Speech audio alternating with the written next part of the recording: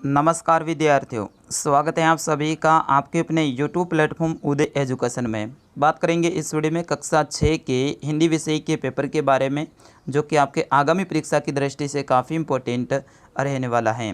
विद्यार्थियों, इस वीडियो को अंत तक देखिएगा, इनमें से कई सारे प्रश्न हैं आपके एग्ज़ाम में सीधे ही पूछे जाएंगे।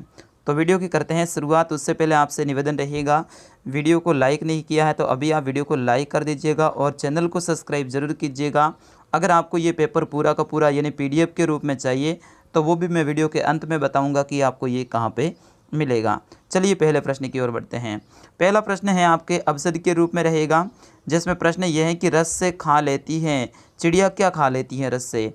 गेहूँ के दाने, जोड़ी के दाने, चावल के दाने या फिर अनार के दाने। विद्यार्थी, इस प्रश्न का आंसर आप कमेंट बॉक्स में ज़रूर लिखिएगा।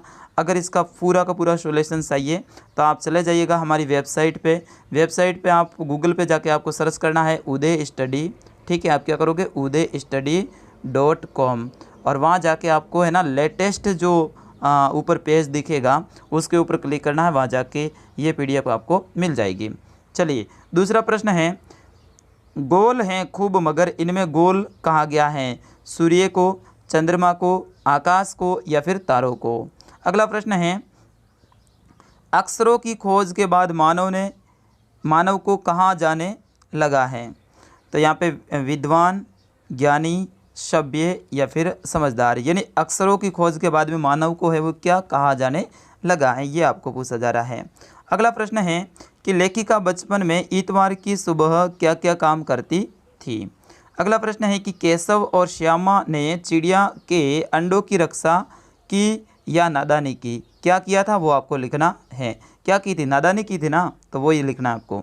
अगला प्रश्न है, चांद से थोड़ी गप्पे कविता से क्या संदेश है वो मिलता है? अगला प्रश्न है, सोटू को सुरंग में जाने की इजाज़त क्यों नहीं थी?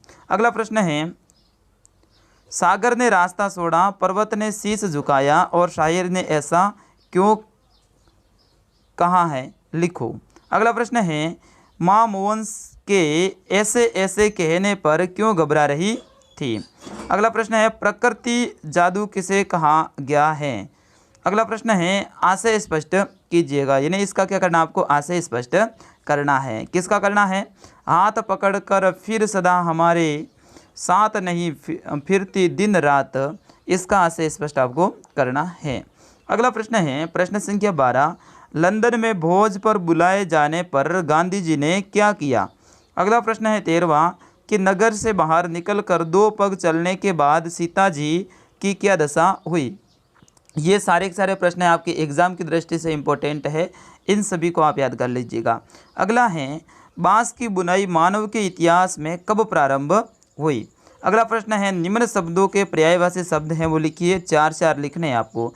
रात के 4 पर्यायवाची लिखने हैं, तालाब के 4 लिखने हैं, अग्नि के 4 लिखने हैं, पृथ्वी, पुष्प और कमल के भी 4 पर्यायवाची शब्द हैं वो आपको लिखने हैं। प्रश्न संख्या 16 है, विलोम शब्द लिखिए। राजा का विलोम क्या हो जाएगा? रानी हो जाएगा। अस्तिक्स का क्या हो जाएगा? फल का क्या हो जाएगा? और प्रशंसा का क्या हो जाएगा? अगला प्रश्न है 17वां, कि निम्नलिखित शब्दों को एक वचन से बहुवचन में लिखिएगा। जैसे कि ये पुस्तक है तो पुस्तकें हो जाएगा, दवाई है तो दवाइयाँ हो जाएगा, लड़की है तो लड़कियाँ हो जाएगा, गाय है तो गाय हो जाएगा। इस तरह से आपको इनके विलोम शब्द हैं यानी बहुवचन लिखने हैं। अगला प्रश्न है, अपने प्रधानाध्यापक जी को शुल्क मुक्ति हेतु प्रार्थना पत्र है वो लिखिएगा। ठीक है, शुल्क मुक्ति के लिए आपको क्या करना है? प्रार्थना पत्र लिखना है। और 19वां अंतिम प्रश्न है कि निबंध लिखिए। कोरोना महामारी के ऊपर, पर्यावरण प्रदूषण के ऊपर या फिर हमारा प्रिय त्यौहार के ऊपर आपको क्या करना है? निबंध लिखना है। तो विद्यार्थियों, ये था कक्षा 6 का हिंदी का पेपर। मैंने पूरा का पूरा आपको बता दिया है। इसका पूरा का पूरा सॉल्यूशन चाहिए यानी उत्तर चाहिए तो आपको जाना पड़ेगा गूगल पे जाके udaystudy.com पे। ठीक है, udaystudy.com पे जाइएगा और वहाँ पे लेटेस्ट पोस्ट हैं उसका ऑप्शन आपको मिलेगा, उसके ऊपर क्लिक करना है। वहाँ पे इस पेपर की पूरी PDF आपको मिल जाएगी और वहाँ जाके इस पेपर को आप डाउनलोड कर सकते हैं। विद्यार्थियों, मिलता हूँ अगले वीडियो में, तब तक के लिए जय हिंद, वंदे मातरम।